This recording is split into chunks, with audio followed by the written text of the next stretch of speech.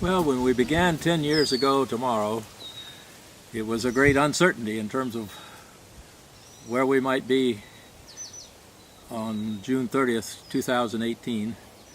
But as it turns out, it's been quite a decade for the college.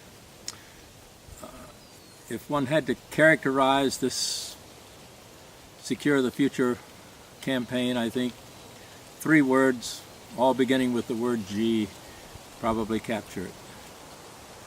First of all, by grace, and secondly, generosity, and thirdly, gratitude. Grace of God, frankly, has been paramount to this whole effort.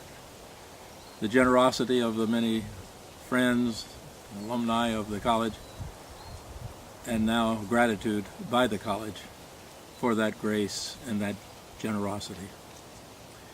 It wasn't so clear at the outset, though, that we were going to reach a day of success such as this. On July 1, 2008, a Tuesday, it was Joni's and my first day on the job, and we had asked ahead that we have a gathering in the chapel to ask God's blessing on what might lie ahead. We were told that no one would show up because it's the middle of the summer, and I said, well, there's bound to be somebody working at the college, and groundskeepers and secretaries if the faculty wasn't there. So even if it's a handful of people, when 2 or 3 are gathered together, that would be enough. And the chapel, as I recall, seats about 130 people. And much to everyone's surprise, 196 people showed up. More than half from the community, including 4 reporters from the Intermountain. And just as we were getting underway at 10 o'clock, I noticed coming in one of the entrances to the chapel, an elderly man. I've since learned he had just turned 89 the month before, came in being assisted by his son, and he was on a walker. I was curious as to the person to whom this would be so important to make this huge effort to be there, but we proceeded with our gathering. And midway, I raised the question of if D&E were a private business with public stock, are there those who would, how many people there would buy stock in the college? And I was the only one with my hand up. Because you see, at that point, we were 6 months into the Great Recession. The college was $20 million in debt. We were facing a deficit of $2.5 million in the fiscal year that was beginning that day on a $10 million budget. And enrollment for the preceding spring had dropped below 500. So indeed, there was cause for concern in terms of would people invest in the college. We ended with a prayer, and I made a beeline to the top of the steps to see who this elderly gentleman might be who had made the effort to be there. And it turned out to be none other than the beloved and revered Dr. T. Richard Ross. At that point, 60 years as a faculty member, dean, and advisor to the college. We had a nice brief visit, and then at 4 minutes to 2 that afternoon, Robin came into the office with an envelope. And she said, this is brought to the office by Nancy Smith, Dr. Ross's sister. I opened the envelope, and it said, Dear President Smith, I was so glad to be there this morning. I'm sorry I didn't raise my hand when you asked, but I do indeed believe in and have faith in the future of the college. And if there were stock to buy, I would buy it. And here's my check. And there was a check for $1,000. And I knew right then that if Dr. Ross had faith in the future of the college, that word would get around and others would join in. And sure enough, within about 2 months, 3 members of the board put together their gifts of $2.25 million to create the New Dawn Challenge that the board in October officially accepted. And we had 3 years in which to raise $4.5 million to match that $2.25 million. And that would be enough to be sure that the college at least was going to survive for that initial period. If we fast forward about a year and a half, we come into the year 2010, which turned out to be really the watershed year for the campaign. It began in January when Doris Buffett, Warren Buffett's sister, visited Elkins. She learned about our Highland Scholar program and said she wanted to help. And she offered $300,000 if we could raise an equal amount of $300,000 within, she said, a year, and I said 6 months. And she finally said, okay, but if you need the year, you can have it. Well, in less than 3 months, the community and those in the larger college family contributed not another $300,000, but another $496,000, all for the Highland Scholars Program, which enabled us to reach out to youth in the 10 high schools in the 6 contiguous counties to Randolph County.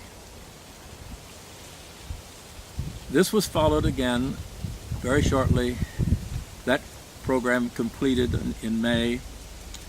And in June at the board meeting, it was suggested that indeed the college had survived the challenges of the past 106 years, and that now we were in a position of sustaining the present, but that our task wouldn't be finished until indeed we could secure the future. That was at the board meeting on Saturday, June the 5th.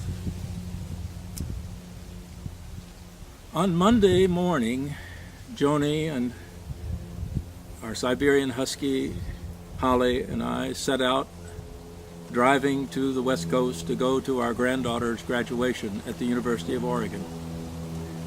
And we were going across Route 50 from the east side to the west side of West Virginia. And there's very sporadic cell phone service through there. But when we got to the top of the hill, we had a voice message there from Jim McDonald in St. Louis. So we pulled over to the side of the road and called him back. And his opening comment to us was, well, at the board meeting on Saturday, your remarks pushed me over the edge. Well, you can imagine my first thought was, what did I say wrong? What did I do to offend? But he went on to say, it pushed me over the edge in my decision to make a $10 million gift to the college. Well, Joni and I recovered. She expressed her thanks to him. He wished us well on our cross-country drive and said, when you get to Oregon, give me a call. By then you will have had time to think about how we should spend the money. So indeed, I called him 4 days later, having thought about it, and he was in agreement that some of the money would go to current programs, some of it would go toward enhancing the facilities that were in great need of repair, and some of it would go for endowment. That action on his part of moving us from survival to sustaining to securing the future was essentially the turning point in the life of the college. Well, fast forward again to the October board meeting in 2014. Then the trustees, through their generosity and friends in the community and among the alumni, a total of about $33 million had been received in the 6 years from 2008 to 2014. Who knew what the future might hold? So the board approved the Secure the Future campaign with a goal of between $70 million and $100 million. Once again, on Monday morning, the cell phone rings and it's Jim McDonald calling from St. Louis and saying, "Buck, could you prepare a gift table for each of those levels of 70 million, 80 million, 90 million, and 100 million?" And I said, "Yes, sir, I can do that."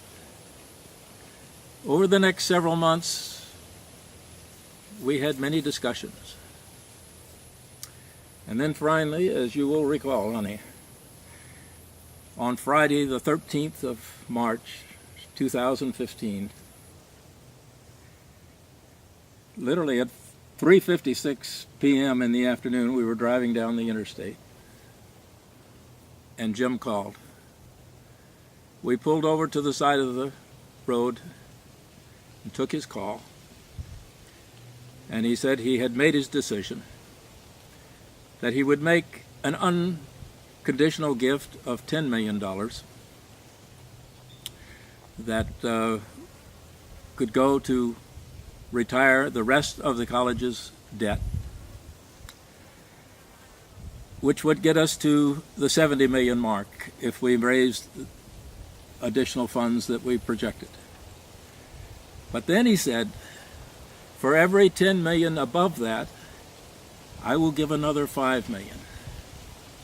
So that if we got to 80 million, then his gift would be 15 million total. And if we got to 90 million, his gift would be 20 million. And if we got to 100 million,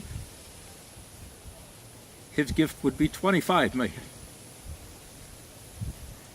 And so, that's what's happened in the last 3 years, with Chris having made this his priority number one as president.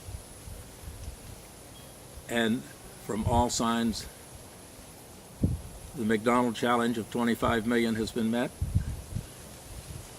and the Secure the Future campaign for 100 million has been met.